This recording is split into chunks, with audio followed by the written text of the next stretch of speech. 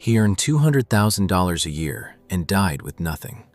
His name was Daniel. He drove a Porsche, wore a Rolex, lived in a beautiful house, and when he died at 52, his family found $11 in his bank account. This is his story, and it will change how you see money forever.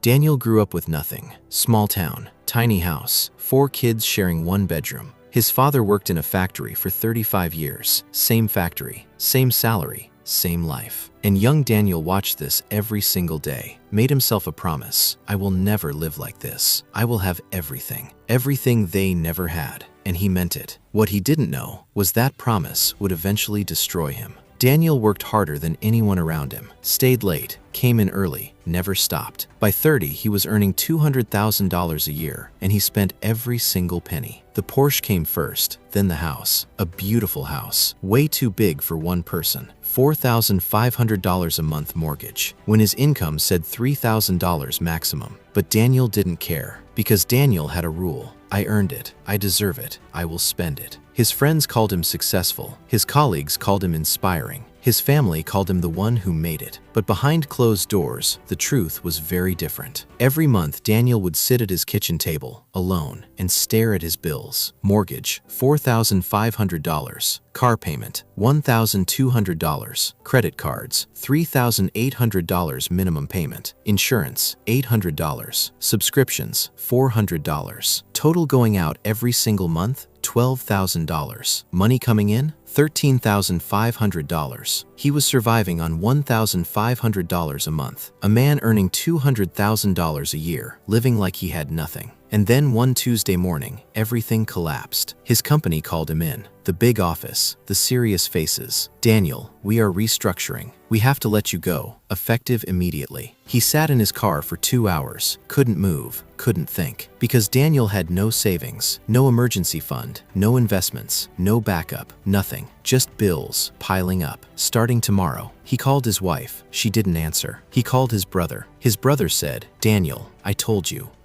for years. You were spending too much. You never listened. And for the first time in his life, Daniel had no answer, because his brother was right. Within 3 months, the Porsche was gone. Within 6 months, the house was gone. Within 1 year, his marriage was gone. You see, most marriages don't end because of cheating. They end because of financial stress. The arguments at midnight, the unpaid bills on the table, the dreams that slowly die one by one. Daniel's wife had warned him for years. We need savings, Daniel. We need a plan. We need something for when things go wrong. He always said the same thing. Things won't go wrong. Trust me, I have it handled. He didn't have it handled. He never had it handled. 3 years after losing his job, Daniel was working at a grocery store. $18 an hour. One afternoon, a young boy came in, maybe 19 years old, buying groceries, counting coins at the register, embarrassed. The boy was $3 short. Daniel reached into his pocket, put $3 on the counter.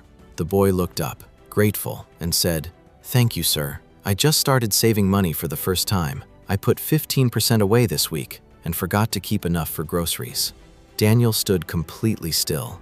You save 15%? At 19? The boy nodded. My grandmother taught me. She said, never spend what you don't have. Never put more than 5% in one place. Always pay yourself before you pay anyone else. Put everything into simple index funds. Let it grow. Never touch it. Daniel felt something break inside him, because that boy at 19 years old understood more about money than Daniel had learned in 52 years of living. That night, Daniel sat alone. Small apartment, 1 chair, 1 table, and wrote a letter to his nephew, who was just starting his career. He wrote, I earned $200,000 a year, and I have nothing. Not because I didn't work hard, but because I confused looking rich with being rich. Real wealth is silent. It sits in index funds you never touch. It grows in savings accounts nobody sees. It lives in a marriage built on honesty, not performance. Never buy more house than 1/3 of your income. Never put all your money in one place. Never spend to impress people who don't pay your bills. Save 15% of every single paycheck, automatically, before you touch anything else. Put it in simple index funds. Let compound interest do the work.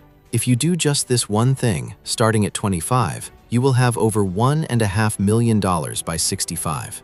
And most importantly, start now. Not when you earn more, not when life gets easier, not when the time feels right.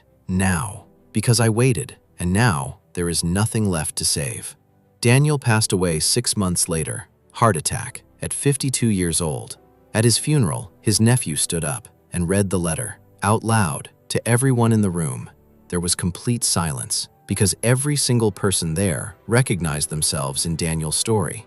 The nice car they couldn't afford, the house that was too big, the credit card quietly growing, the savings account that never got started. Daniel spent his whole life trying to look wealthy and died having never actually been wealthy. Don't be Daniel. Start saving today, even if it is just $10. Invest automatically, every single paycheck. Live below your means, protect your marriage, build quietly. Because the goal was never the Porsche, the goal was never the big house, the goal was freedom. And freedom is built in silence, one disciplined decision at a time. If this story made you think differently about money, share it with one person who needs to hear it. It might be the most valuable thing you do for them today. And if you want more stories like this that teach you real money lessons without the boring textbooks, subscribe, because your financial future starts with what you learn today.